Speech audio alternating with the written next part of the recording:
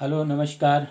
कक्षा 10 गणित प्रश्नावली 13.2 पृष्ठीय क्षेत्रफल और आयतन। हमने पहला क्वेश्चन को बता दिया है और हम जा रहे हैं दूसरे क्वेश्चन की तरफ। तो दूसरा क्वेश्चन भी मोस्ट इम्पॉर्टेंट है। ये बार बार परीक्षा में पूछा है और बड़े नंबर में पूछा है। तो चलिए दूसरे नंबर को हम लोग हल करते हैं। इम्पॉर्टेंट है इसलिए उसको गोला बना दे रहा हूँ।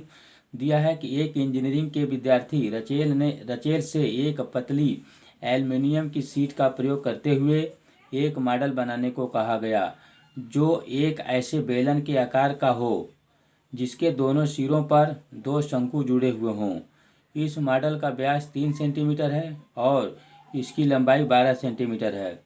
यदि प्रत्येक शंकु की ऊंचाई 2 सेंटीमीटर हो तो रचेल द्वारा बनाए गए मॉडल में अंतर्विष्ट हवा का आयतन ज्ञात कीजिए।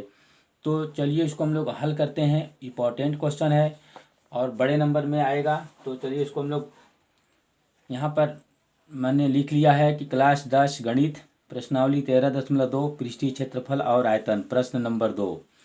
तो यहाँ से मॉडल को पहले बना लिया जाए। मॉडल में जैसे मान लो कि हमें एक बेलन के आकार का है, बेलन है, इस पे जो है कि दो शंकु अध्यारोपित हैं।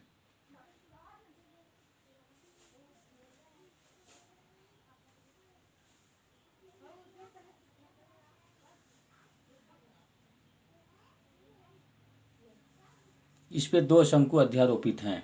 इस मॉडल की जो पूरी लंबाई हमें दे रखा है 12 सेंटीमीटर दे रखा है। पूरी लंबाई इस मॉडल का कितना है 12 सेंटीमीटर। और जो इसका जो ये व्यास दे रखा है हमें 3 सेंटीमीटर दे रखा है। और यहाँ से दिया है शंकु की ऊंचाई 2 सेंटीमीटर, एच बराबर हमें दे रखा है और इधर भी 2 सेंटीमीटर ही है। एच बराबर 2 सेंटीमीटर। शंकु की ऊंचाई 2 सेंटीमीटर दे रखा है, यहाँ भी 2 सेंटीमीटर है और मॉडल का जो व्यास है 3 सेंटीमीटर है। और इस पूरे मॉडल का जो लंबाई है हमें 12 सेंटीमीटर दिया है। तो इसको हम लोग लगाएंगे कैसे? जैसे अगर मान लो ये मॉडल का व्यास है तो जो व्यास यहाँ भी होगा वही व्यास यहाँ पर भी होगा। तो कहने का मतलब ये कि जो हमारा शंकु का त्रिज्या होगा वहीं हमारा बेलन का भी त्रिज्या हो जाएगा। तो मॉडल का व्यास अगर 3 सेंटीमीटर है तो शंकु अथवा बेलन दोनों का त्रिज्या कितना हो जाएगा? 3/2 हो जाएगा। अब देखिए शंकु में तो यहाँ पर हमें क्लियर दे दिया है ऊंचाई, और लेकिन बेलन का ऊंचाई मालूम नहीं है। तो बेलन को ऊंचाई हम कैसे मालूम करेंगे? 2 सेंटीमीटर इधर, 2 सेंटीमीटर इधर, 2 दूना क्या होगा 4। तो यहाँ पर एच बराबर जो आएगा 12 में से हम 4 को निकालेंगे तो हमें कितना मिल जाएगा? 8 सेंटीमीटर मिल जाएगा। तो शंकु का ऊंचाई भी हमें यहाँ से मालूम हो जाएगा। इस तरह का अगर प्रश्न बच्चे आप लोग कर देते हैं तो एग्जामिनर खुश होकर के बढ़िया नंबर आप लोगों को दे देगा। तो चलिए क्वेश्चन को हम लोग हल करते हैं। आगे जो जो दिया है उसको हम लोग कर लेते हैं। तो यहाँ पर लिख लेंगे, यहाँ पर लिख लेंगे हम शंकु व बेलन, बेलन की त्रिज्या आर बराबर हमें दे रखा है 3/2 सेंटीमीटर और बेलन की ऊंचाई,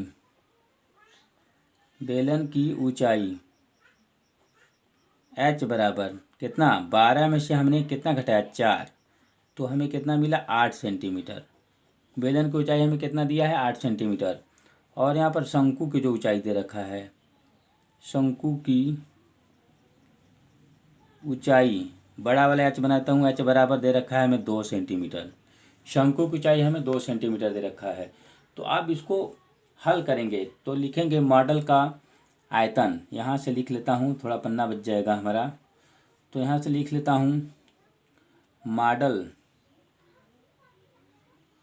मॉडल का आयतन बराबर क्या होगा? बेलन का आयतन, बेलन का आयतन प्लस उनके सिरे पर 2 मतलब शंकु लगा है, 2 शंकु का आयतन, 2 शंकु का आयतन, दो शंकु का आयतन निकालेंगे। तो अब हमारा मॉडल का जो है कि आयतन निकल जाएगा। तो अब यहाँ से बराबर सूत्र भरते हैं। बेलन का आयतन का सूत्र क्या होता है? पाई आर स्क्वायर एच प्लस 2 गुणे शंकु का आयतन क्या होता है? 1/3 पाई आर स्क्वायर एच। बड़ा वाला मान लिया है तो बड़ा लिख दिया यहाँ पर।